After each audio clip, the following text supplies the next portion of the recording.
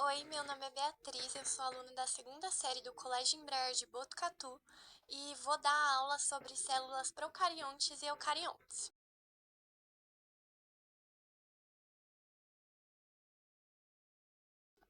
Bom, primeiramente, as células são as unidades básicas e fundamentais de todos os seres vivos, sendo a menor parte com forma e função. Elas são a base da estrutura e funcionamento de qualquer organismo, desde as bactérias, que são seres unicelulares, ou seja, que são constituídas de apenas uma célula, até os seres mais complexos, como por exemplo o ser humano, que é pluricelular, ou seja, que é formado por diversas células. E elas são divididas em dois grandes grupos, que são os procariontes e os eucariontes. Então, agora eu vou explicar para vocês cada um desses dois grupos. Então, primeiramente, as eucariontes. Elas se caracterizam principalmente por terem uma estrutura bem mais simples e não terem núcleo, que é onde nas células eucariontes vai armazenar o material genético, mas que eu vou explicar mais para frente.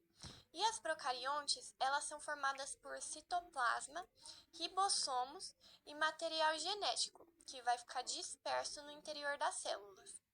Ela também possui membrana plasmática e não tem carioteca. Então aqui, ó, dá para ver bem certinho a membrana plasmática, que serve para delimitar o interior da célula do meio externo.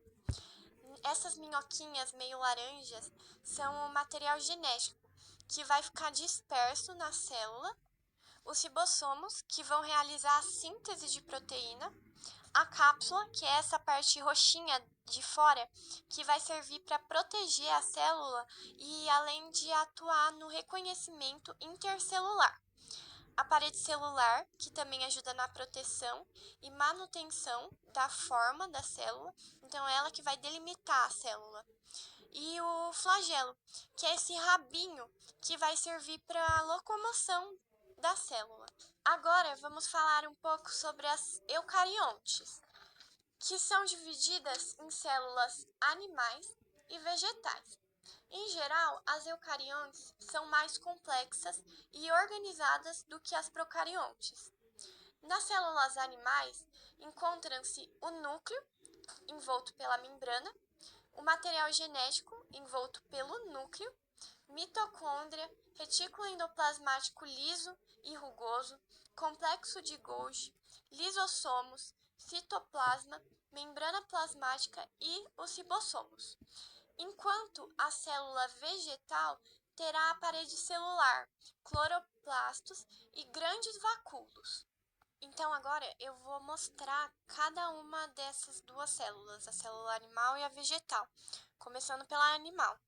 Aqui, ó, a gente pode observar a membrana plasmática, que é a membrana externa da célula, e é ela que vai delimitar essa célula, protegendo o seu interior e controlando a entrada e saída de substâncias.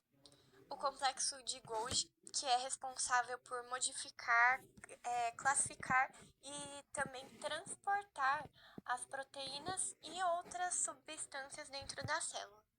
Aí a próxima é os ribossomos, que são responsáveis pela síntese de proteínas dessa célula.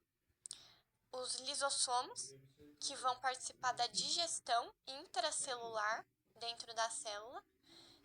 A mitocôndria, que vai ser responsável pela respiração celular. É a mitocôndria que vai ficar responsável. O núcleo, que é um compartimento da célula que armazena o material genético. Então, o material genético vai ficar lá dentro do núcleo.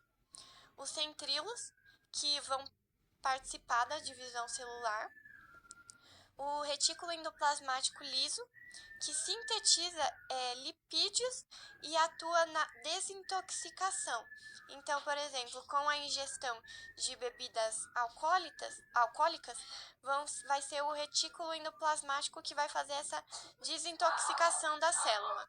E o retículo endoplasmático rugoso, que também é responsável pela síntese de proteínas.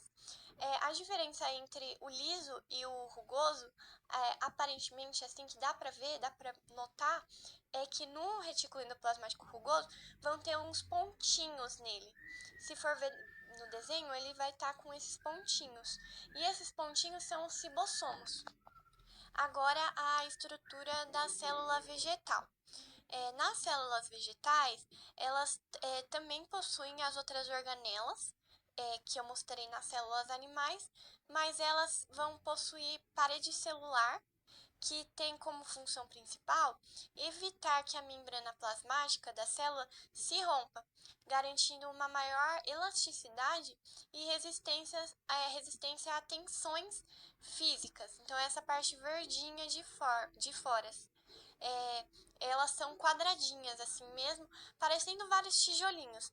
Dá pra ver bem certinho nas células da cebola, que parece vários tijolinhos. Aí ela também vai possuir cloroplastos, que são responsáveis pela fotossíntese, e grandes vacúolos, que são responsáveis em manter o equilíbrio hídrico das células. Elas que vão armazenar água e nutrientes nas células vegetais. As células animais, elas também possuem vacúolos. Só que os vacúolos nas células animais são bem menores e não têm tanta importância que nem eles vão ter para a célula vegetal.